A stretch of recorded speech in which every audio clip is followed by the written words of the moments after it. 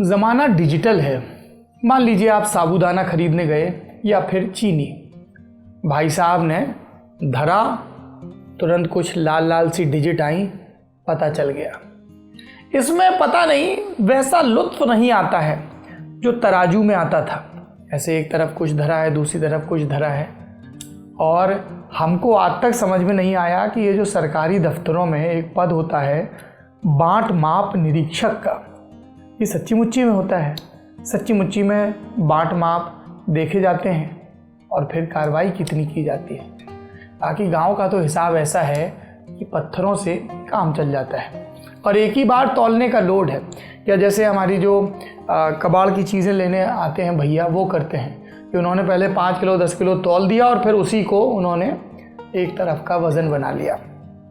कैसे तौला जाए दुख को, कितनी देर तौला जाए, कितनी देर दुख पर दुखी रहा जाए। इसका उलट भी तो हो सकता है, कितनी देर सुखी रहा जाए।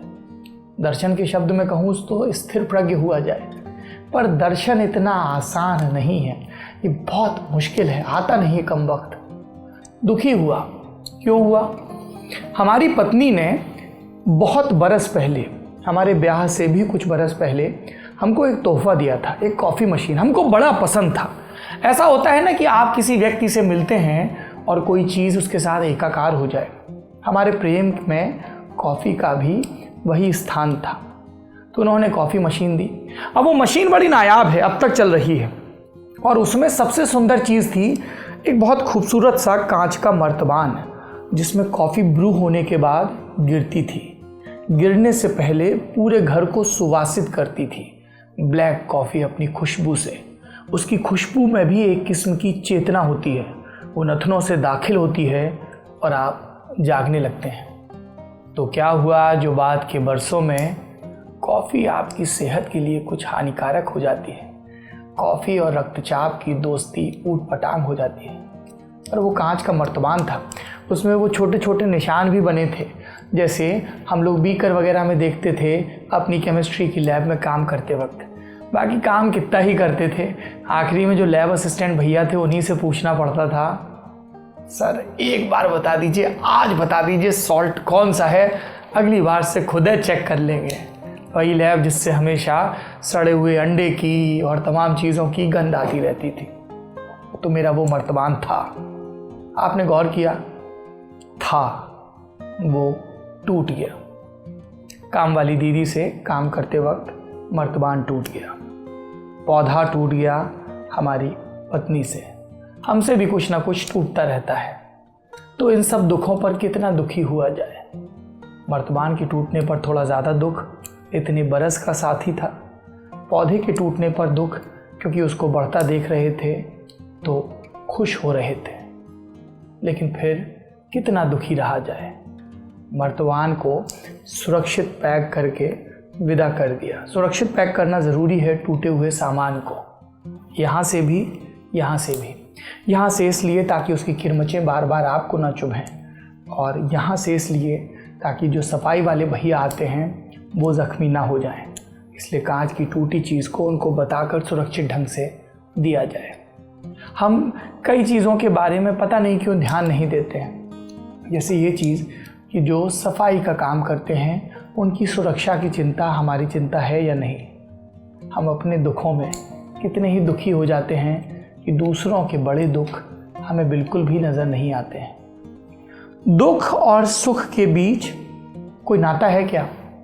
जैसे मेरे प्रिय कवि जो ज़्यादा कविताएं नहीं लिखते और पुलिस अधिकारी बन गए हैं तो बिल्कुल ही बंद कर दिया है, सत्यार्थ, वो अपने एक पर्चे में लिखा करते थे, दर्द और तर्क का रिश्ता क्या है।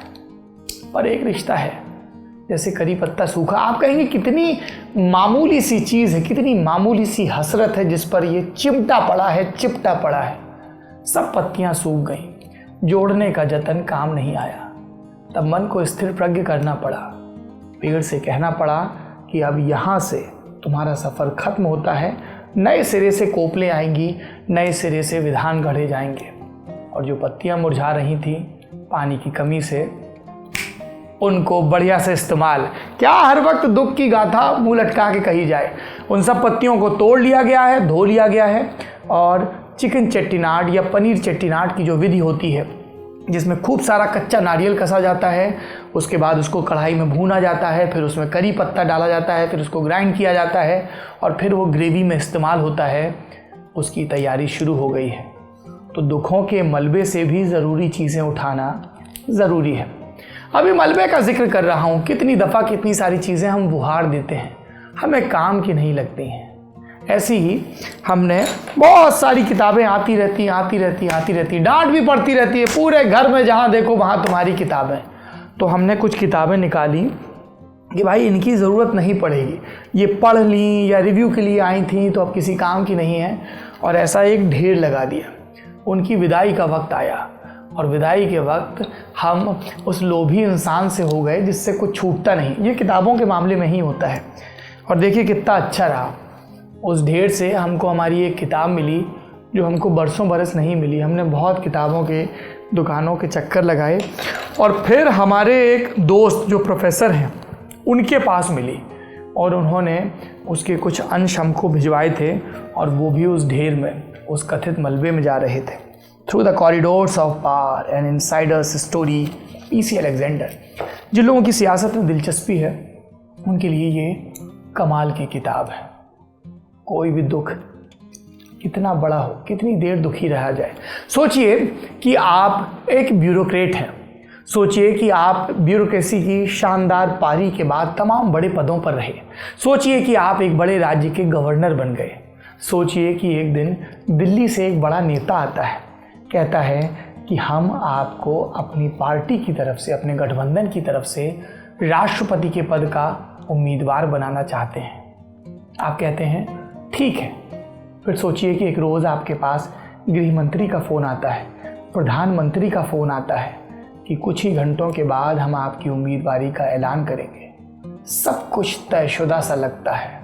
तयशुदा सा लगता है कि केरल के एक गांव का लड़का जो अपनी मेधा के दम पर पहले प्रोफेसर बनता है, फिर आईएएस बनता है, अलग अलग सरकारों के साथ काम करता है, अब देश का राष्ट्रपति बनेगा। अल्पसंख्यक समुदाय से आता है और सोचिए कि कुछ ही घंटों के बाद खबर आती है कि किन्हीं नेताओं और किन्हीं बाबुओं की कारगुजारियों के चलते उसकी दावेदारी ख़त्म करनी पड़ रही है। उसकी दावेदारी ख़त्म, ताकि सरकार जिसकी बहुमत की दावेदारी है खतरे में ना आए। वो आदमी है गवर्नर हाउस के एकांत में बैठा है और दुखी है। और किसी भी दुख पर कितना दुखी रहा जाए। तो ज़िंदगी उनकी भी आगे बढ़ती है, ये किस्सा भी आगे बढ़ता है। फिर से कोपलें आएंगी, फिर से कॉफ़ी की खुशबू किसी बर्तन में गिरते हुए पूरे घर में फैलेगी, गूंजेगी बुदबुदाहट जो उस ड्रॉप के गिरने से आती है। तो दुख है, सुख है, दुखम सुखम, ये खोज कर पढ़िए। ज़रूरी किताब है, ज़रूरी प्रसंग है। या फिर गाना ही सुन लीजिए कौसर मुनीर का, माना कि हम यार नहीं, लो तय है कि प्यार नहीं। और ये तभी कहा जाता है जब बेशुमार प्यार होता है, और ये प्यार कई दफ़ा लौट कर भी आता है। एक किस्म का आवर्तीपन होता है इसमें। ये पेंसिल है मेरे हाथ में, देखिए।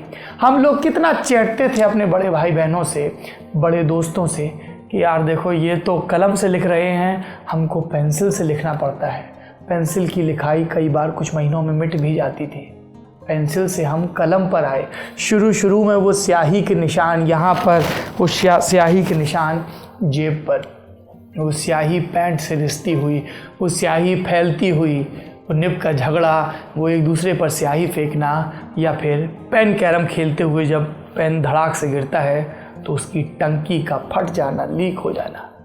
लेकिन वो चक्कर पूरा होता है और हम दोबारा पेंसिल पर लौटते हैं। हम फिर लौटेंगे ग्रामीण के एक नए एपिसोड के साथ। कोई भी दुख कितना दुखी रहा जाए, उसी तरह कोई भी सुख कितना सुखी रहा जाए, किसी भी बात पर कितना टिका जाए। ये जो न्यूरॉन्स हैं, ये स्थिरता के खिलाफ इंसान की साजिश हैं या इंसान को मिली एक सौगात है। ताकि जो जड़ता है, जो बासीपन है, वो हमेशा के लिए कायम ना हो जाए। धरती धुरी पर घूमे, हम भी घूमें। लौट कर आएंगे, देखते रहिए ग्रामीण।